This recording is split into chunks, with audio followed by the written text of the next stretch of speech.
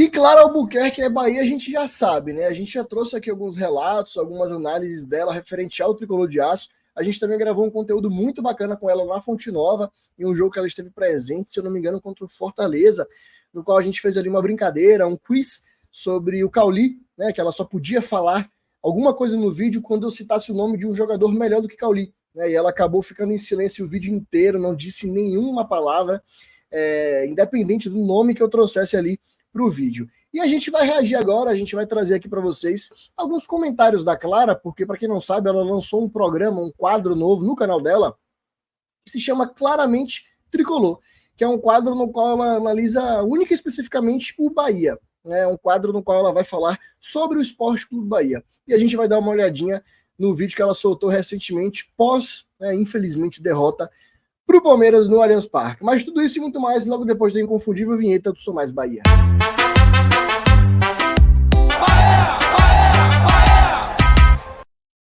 Fala, nação tricolor ligada no Sou Mais Bahia Lives, Folhinha na área trazendo para vocês mais um conteúdo, dessa vez um Deu na Rede do Esquadrão que vocês estão acostumados. Se você é novo aqui, deixa o like, se inscreve, compartilha com os amigos, comenta, porque a gente lê tudo, e eu falo isso em todos os vídeos e a gente lê mesmo, tá, gente? Eu particularmente leio todos os comentários, curto os que eu acho plausíveis, às vezes eu dou dislike aí em algum outro que eu acho muito exagerado, alguma coisa muito fora do contexto, mas enfim...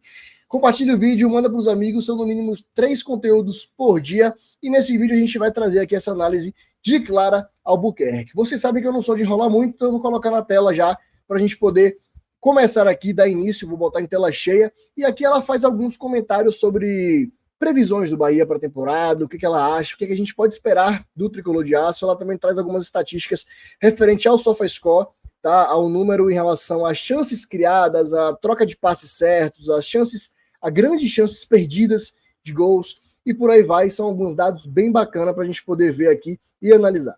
Vou soltar o play. E aí, trazendo a discussão, que eu acho que é o mais interessante aqui, o que esse Bahia é capaz de fazer nessa competição, né? No início da temporada, eu esperava um Bahia que brigasse ali pela 6ª, 7ª colocação. Foi esse, inclusive, o meu palpite, quando eu estava de férias em Salvador, ainda lá em janeiro, e pensando apenas nas contratações que tinham chegado. Eu acho que isso, de fato, é o que todo mundo estava esperando, né? Ninguém esperava ver um Bahia brigando por liderança por muitas rodadas, né? A gente tendo a chance de alcançar a marca de ser líder do Brasileirão. Eu acho que o pensamento de todos no começo do ano era justamente a gente alcançar uma Libertadores, um G6 e por aí vai. Mas o Bahia, de fato, está surpreendendo. Infelizmente, tivemos resultados negativos aí durante a semana, né? No fim de semana contra o Palmeiras. Mas é isso. O Bahia focou, acho que na temporada passada, em organizar as coisas, mesmo que tenha brigado para não cair. Eu digo organizar, não necessariamente dentro de campo o time e tal, mas dar um pouco de estabilidade nos bastidores, criar alguns processos, entender algumas situações. Então eu acho que o ano passado foi para arrumar a casa nesse sentido. Nessa temporada foi para começar a amadurecer um estilo de jogo, um time com um certo... enfim, com uma certa ideia de futebol, e eu acho que isso está acontecendo. E para isso, talvez os principais, ou os primeiros jogadores para você ter uma personalidade, um estilo de jogo sejam os meio-campistas, e é isso que está acontecendo. O Bahia tem um meio-campo, assim, absolutamente de qualidade, que bate de frente com os principais, assim, na minha opinião, meio-campos dos times do Brasil, mas falta o passo seguinte, que eu acho que é um passo de definição, de cereja do bolo, digamos assim, que eu imagino que só venha para a temporada que vem. Então, é um pouco frustrante a gente ver o Bahia fazendo boas partidas, a gente vendo o Bahia mudando de patamar. É um Bahia que, vamos lembrar, está brigando, não é que está brigando entre os 10 primeiros, está brigando por liderança em várias rodadas. Então, é um Bahia que mudou de patamar, e aí a gente já quer que o Bahia seja campeão brasileiro. E não é assim, é um processo que acho, especialmente, Palmeiras e Flamengo estão muito mais avançados. Eu falei isso no Twitter esses dias e teve um seguidor que respondeu falando assim, não existe isso de maturidade, existe definição. Acontece que, quando eu falo de maturidade de time, não é só do time definir ou de ter um atacante que é o artilheiro do Campeonato Brasileiro, sei lá, ou ter uma grande estrela. É de você ter passado pelos processos de entender até as suas deficiências e quem você precisa contratar. Você, como time, com mais tempo jogando, com mais processos automatizados, você oscila menos no campeonato. E o Bahia é um time no início de formação nesse sentido. Então, vai oscilar. Eu ainda me surpreendi um pouco nessa temporada com alguns resultados em que o Bahia jogou mal. O jogo, por exemplo, que eu estava na Fonte Nova, contra o Fortaleza, o Bahia jogou mal e o Bahia venceu. Então, é um time que ainda vai oscilar, que ainda tem carências, em especial, já falei isso aqui até no vídeo passado, que acho que precisa sim de contratações, na minha opinião.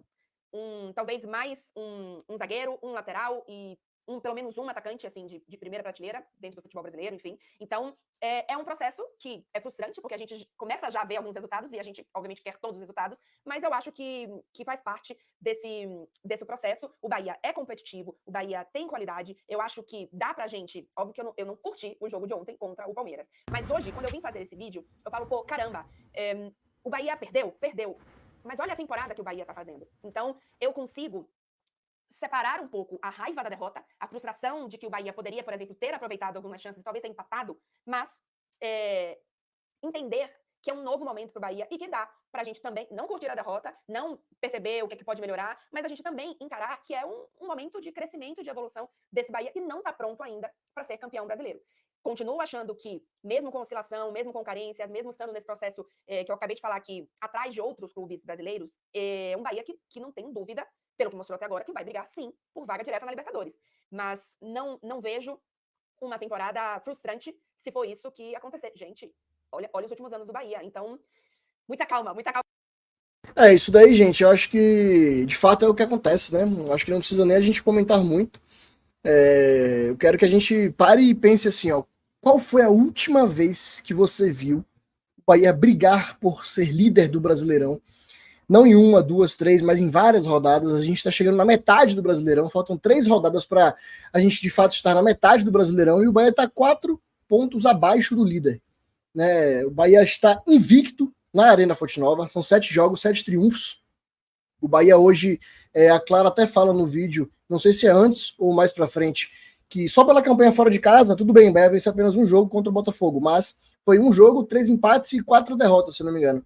Se o Bahia fosse ser analisado hoje no Brasileirão só pelos jogos fora de casa, a gente seria 12º colocado. Então, tirando os outros 7 jogos que a gente ganhou dentro de casa, é uma campanha que a gente não vê o Bahia fazer há muito tempo. É por isso que às vezes eu me chateio. Eu não estou tirando aqui o crédito, nem o mérito de perder um jogo. A gente não pode ficar chateado. Óbvio que podemos ficar chateado, óbvio que a gente tem que cobrar, podemos cobrar, temos, né? Na verdade, temos o direito, o dever de cobrar. Mas eu fico chateado quando eu vejo comentários de, por exemplo, o Bahia perde um jogo desse fora de casa e tem gente pedindo fora Ceni, ou fora fulano, fora Everton Ribeiro, fora Cauli. Isso para mim já é demais, pô. Olha a temporada que estamos fazendo. Perdemos fora de casa? Sim. Jean Lucas perdeu um gol de cara, perdemos. Acontece, faz parte do futebol. Vamos perder mais gols de cara. Mas eu acho que, de longe, o Bahia tem feito a melhor temporada desde 88. Né? Então, não é porque a gente perdeu 1 ou 2 jogos fora de casa, assim, seguidos, que tá na hora de pedir fora Rogério Ceni, fora Cauli, ou fora Everton Ribeiro, que foram alguns comentários que eu vi em um dos últimos vídeos. Eu acho que isso daí já é demais, é demais. Mas vamos dar continuidade aqui. Nessa hora, algumas coisas muito interessantes que eu peguei aqui de números, que eu acho que vale a pena pra gente trazer. Só lembrando, né? Eu falei dos 15 jogos no Campeonato Brasileiro, e eu acho que é um bom recorte pra gente fazer essas análises, pra gente fazer esses questionamentos. As 4 derrotas, todas fora de casa. O Bahia tem, fora de casa, 8 jogos, 1 vitória apenas, aquele jogo contra o Botafogo, 3 empates e 4 derrotas. Seria, se a gente pegasse apenas a campanha fora de casa, 12º colocado do Campeonato Brasileiro. Ou seja, precisa entender e analisar o que acontece fora de casa. E em casa, o Bahia tem 7 vitórias de 7 jogos, assim, é absurdo. E é a melhor campanha dentro de casa no Campeonato Brasileiro. O Cruzeiro, se eu não me engano, também tem 100%, mas tem um jogo a menos, né? Então, enfim, não dá pra contar o que seria esse próximo jogo do Cruzeiro. Mas tem a melhor campanha do Campeonato Brasileiro em casa. Então, é preciso entender o que acontece. Talvez seja apenas essa questão da evolução, de maturidade do time, o que o Rogério Ceni precisa tirar dessas partidas. Existe algo em comum com elas? Enfim, eu acho que são processos que estão acontecendo. Agora, para falar desse aspecto de definição, eu olhei aqui algumas estatísticas no SofaScore, e nem estou fazendo publi, mas é onde eu olhei as estatísticas e tem algumas bem interessantes. Sobre o Campeonato Brasileiro, grandes chances de gol. A equipe que mais teve grandes chances de gol, segundo o SofaScore, foi o Flamengo, com 38. E na segunda colocação, tricolores do meu coração, o Bahia, 37 grandes chances de gol. E aí depois apenas uma Palmeiras abaixo, e né? Fortaleza, cada um com 36. Criciúma com 32, São Paulo com 31, Botafogo com 30. Eu falei aí os 7 primeiros colocados. Então, o Bahia está tendo grandes chances de gol. O Bahia está criando, mas precisa definir. Para a gente trazer outros dados aqui interessantes, grandes chances perdidas. O primeiro time de chances perdidas é o Fortaleza, depois é o Flamengo, Fortaleza são 32, Flamengo 22, Palmeiras também 22, e aí vem o Bahia com 21. Então, apesar do Bahia estar atrás, por exemplo, de Flamengo e Palmeiras, também pelas estatísticas, ele tem menos finalizações, né? Então, se a gente for pegar a porcentagem, o Bahia perde mais não em números absolutos, mas em porcentagem de gols, por exemplo, em relação ao Palmeiras, que foi o adversário do final de semana e de derrota. Mas tinha algum outro dado que eu queria trazer aqui, É de que passes. eu acho que mostra que o Bahia tem qualidade e que o Bahia está sendo protagonista, é passes certos.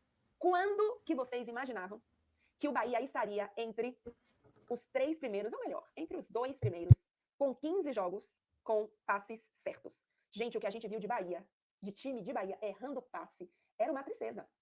E o Bahia está na segunda colocação neste quesito. O São Paulo é o primeiro com 452 passes e o Bahia com 451. Então, tá bem ali próximo. Aí depois a gente tem Fluminense, Atlético Mineiro, Internacional, Flamengo, Botafogo, Grêmio, Cruzeiro e Juventude. São os 10 times com mais passes certos. Óbvio que isso também tem a ver, isso é um número absoluto, né? Então isso também tem a ver com a quantidade de passes que os times trocam. No caso do Bahia, que tem uma ideia de jogo de posse de bola, de ser protagonista nesse sentido, de ter a bola, o Bahia é o quarto colocado em posse de bola no Campeonato Brasileiro. Fluminense, São Paulo e Atlético Mineiro estão um pouquinho acima. O Bahia tem 54% de posse de bola.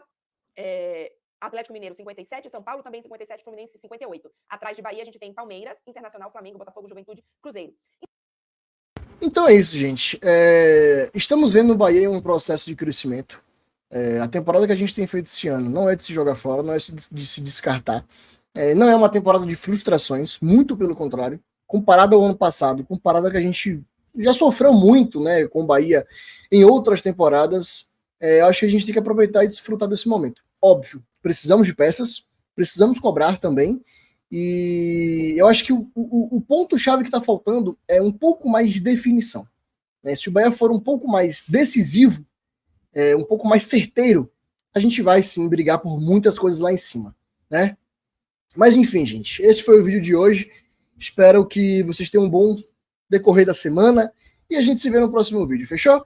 Eu sou Mais Bahia, eu sou o Maior do Nordeste.